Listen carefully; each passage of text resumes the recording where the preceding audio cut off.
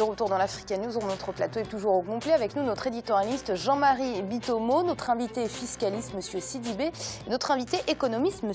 Fofana. Et Jean-Marie, vous parliez de Nigeria quand on était en off. On va en parler justement de ces géants d'Afrique de l'Ouest, un vrai paradoxe. Le Nigeria qui a beaucoup besoin d'argent en ce moment à cause de la chute du prix du baril. L'économie est en déclin. La BAD a justement, la Banque africaine de développement, a justement accordé 600 millions de dollars aux Nigérians pour qu'ils stabilisent un petit peu la situation économique. C'est un sujet qui nous a été préparé par Maria Madrami.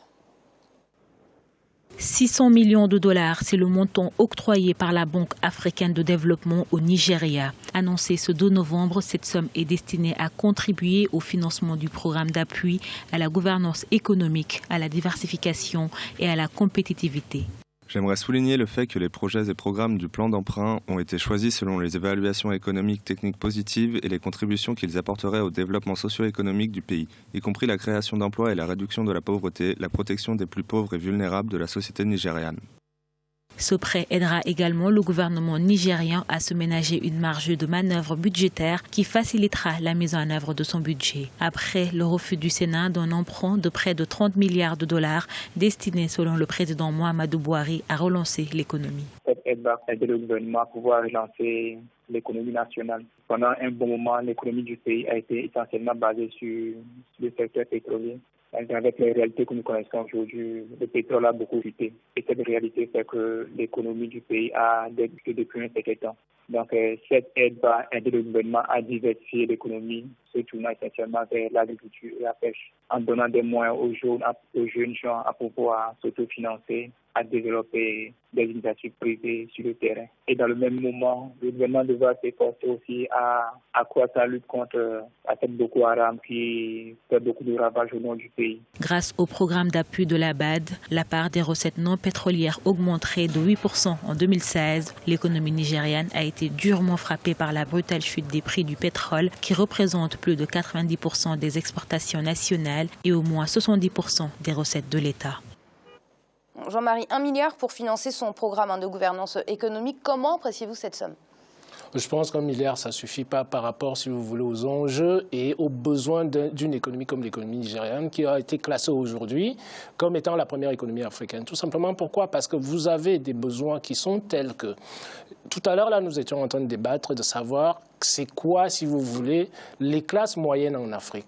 Vous avez ce qu'on appelle les classes, si vous voulez, revenus hauts, revenus moyens, revenus intermédiaires et revenus bas. Donc à partir de là, quand vous avez un pays comme le Nigeria, il ne faut pas oublier la population du Nigeria, ce n'est pas un pays de 10 millions d'habitants. Donc les besoins sont conséquents et les besoins sont proportionnels à la population que vous avez dans un pays comme le Nigeria.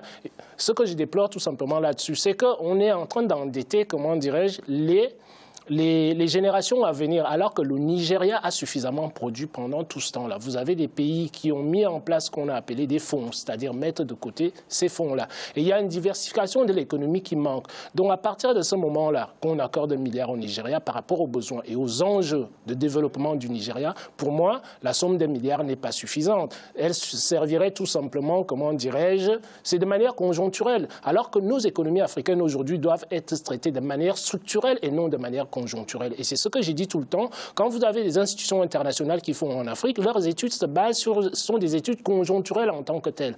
On ne mène jamais des études structurelles qui visent à modifier la structure des économies africaines en profondeur et en fonction de leur potentialité en tant que telle. Et je trouve ça dommageable. Vous avez un pays comme le Nigeria dans lequel, on le dit souvent sur ce plateau, la corruption, tout ce qui s'ensuit, qui gangrène le développement des États. Surtout donc pour moi, surtout au Nigeria, 1 milliard de dollars, de mon point de vue, c'est saupoudré, c'est très très peu par rapport aux enjeux et aux besoins du Nigeria en tant que tel. En tout cas, 1 milliard, c'est sûr, c'est peu pour le président Buhari. Il avait demandé 30 milliards, précisément 29,9 milliards, c'était son plan budgétaire, Jean-Marie. Il a été refusé par les parlementaires qui n'ont pas donc vous voyez alors le gap, ce dont je parlais tout à l'heure, Amira, entre 1 milliard et 30 milliards. Bien évidemment. Donc, Monsieur Fofana, justement, le président Buhari avait expliqué que ces 30 milliards de dollars étaient une nécessité pour le pays pour redresser un peu son économie. Il n'a pas le droit aujourd'hui d'aller sur le marché international pour emprunter. Comment le Nigeria va s'en sortir sans ces fonds ? Ça va être très difficile. Nous pouvons qualifier le Nigeria de géant au pied d'argile en Afrique. Et Jean-Marie a abordé tout à l'heure le thème de la diversification économique. Voilà un pays qui, depuis des lustres, produit du pétrole, qui a tout basé sur le pétrole, alors que c'est un pays agricole bien avant, et qui éprouve des difficultés aujourd'hui. Il y a deux facteurs concomitants qui sont produits. Il y a la chute brutale des cours du pétrole. Et puis, il y a aussi, comment vous pouvez concevoir qu'un pays producteur de pétrole depuis au moins 3 décennies, il y a à peu près 8 centrales de transformation du pétrole brut Très vite. en pétrole, en carburant. Ce n'est pas normal. Et c'est ça le problème fondamental du Nigeria. Il parlait tantôt de la structure des économies.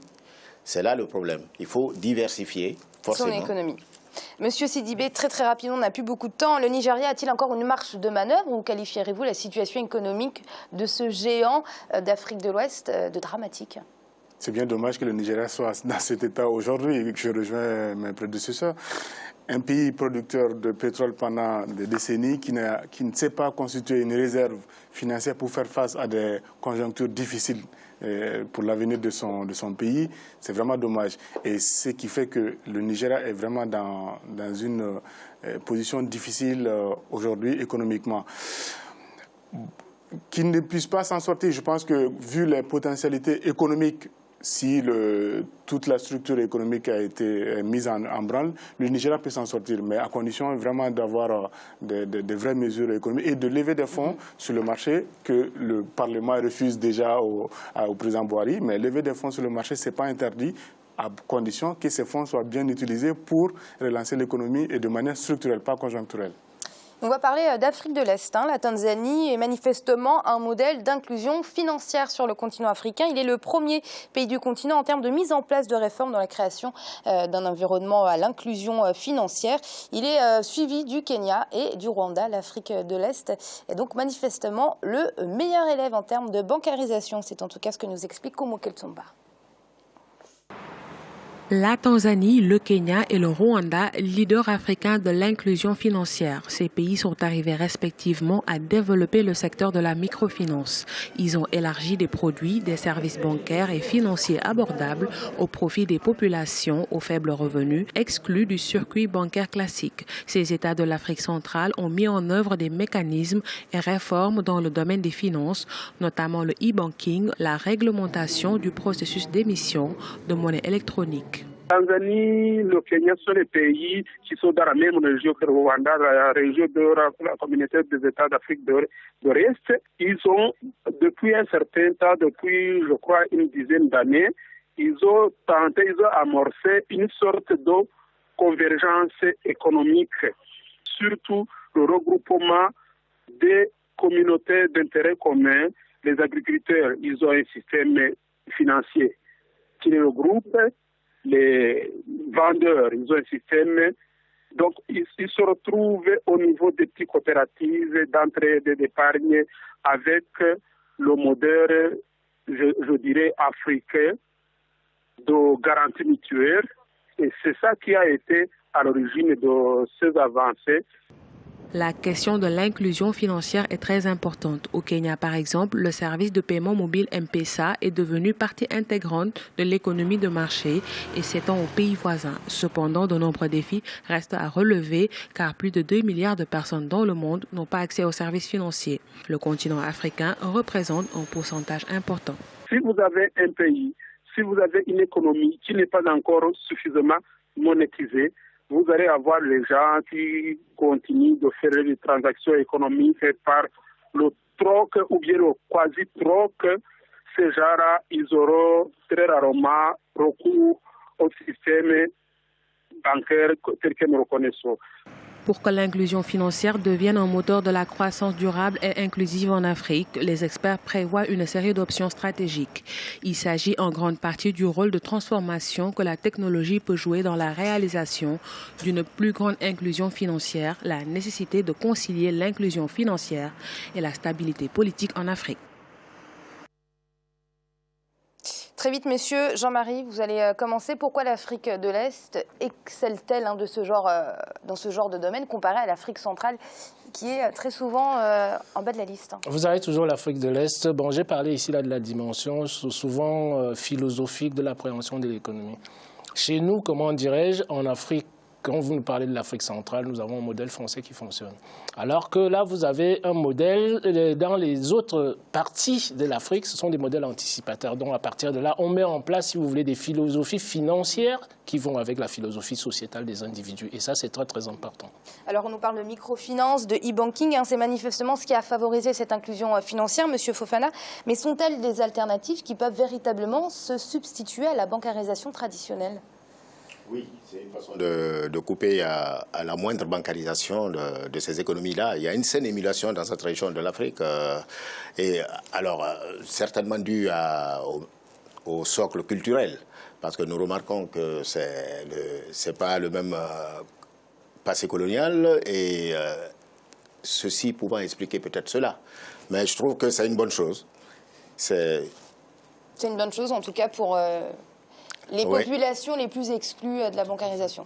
Exactement, avec les facilités de transfert qu'on a avec le e-banking, ça supplée à ce manque de bancarisation. Les moyens classiques de paiement comme le chéquier sont en perte de vitesse. Monsieur Sidibé, c'est également ce que vous pensez, le e-banking, la microfinance, ça peut se substituer à la bancarisation traditionnelle? C'est une bonne chose pour que les populations puissent quand même subvenir rapidement à leurs besoins. Mais moi, ce que je crains, je pense que c'est un exemple que d'autres pays africains peuvent prendre sur les pays de l'Afrique de l'Est.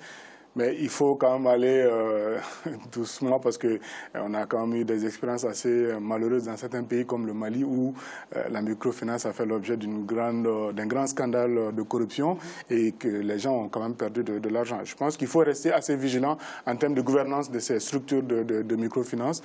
Et une autre question, c'est qu'il faut que cette microfinance ou l'inclusion financière reste attaché à l'économie réelle et qu'on ne passe pas rapidement à l'économie virtuelle qui n'est pas vraiment adaptée à nos économies en Afrique pour l'instant.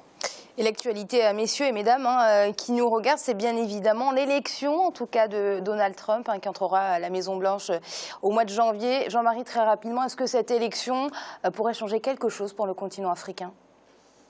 Je ne pense pas que l'élection de Trump en elle-même, ça puisse changer quelque chose en Afrique, tout simplement. Pourquoi? Parce que généralement, vous savez, vous avez une dynamique économique mondiale. L'Afrique, c'est-à-dire, nous subissons la plupart du temps, on vient de parler du pétrole ici, là sont les effets collatéraux. Donc à partir de là, de mon point de vue, l'élection de Trump, si vous voulez, déjà il faudrait qu'il s'arrange dans ses relations avec... l'Europe. Monsieur Fofana, est-ce que vous pensez, comme Jean-Marie, que l'élection de Donald Trump ne va rien changer pour le continent africain? Pas grand-chose, si ce n'est que la remise en cause des accords de coopération qu'il préconise entre l'Amérique et les autres parties du monde. Mais bon, moi, de mon point de vue, c'est un recul. C'est un recul. Monsieur Sidibé, on y a cru en tout cas pour Barack Obama que ça allait changer quelque chose pour le continent africain. On s'est fait flouer, j'ai envie de dire. Oui, mais Obama, comme Trump, reste le président des États-Unis. Ce n'est pas le président qui a été élu par les Américains pour les Africains. Voilà, je pense qu'il faut quand même qu'on revienne à des principes qui ont été à la base de l'élection de Trump. Il est élu pour être président des États-Unis et il va agir pour les intérêts des États-Unis. Que ces intérêts aillent dans le sens des intérêts africains ou pas, ça va se faire. Les Africains se battent pour leurs propres intérêts. Ce ne sont pas les autres qui vont se battre pour nous, pour nos intérêts. Si les Africains ne savent pas défendre leurs intérêts, nous n'avons pas à regarder ce qui se passe à l'extérieur. Parce qu'on nous traite, si vous voulez, de manière accessoire, tout simplement. Pourquoi? C'est logique, je le comprends quelque part, parce que chaque État défend ses intérêts. Merci Jean-Marie. Merci Amira et bonsoir à tous nos téléspectateurs et téléspectatrices. Merci à vous également, Monsieur Fofana. Merci Amira. Et merci à vous, Monsieur Sidibé. Merci Amira. Vous l'aurez compris, c'est la fin de cette émission. L'Africa Newsroom, ce n'est jamais fini. On se retrouve demain en cette semaine toujours consacrée à une classe qui émerge sur le continent africain, la classe moyenne. Merci de votre fidélité.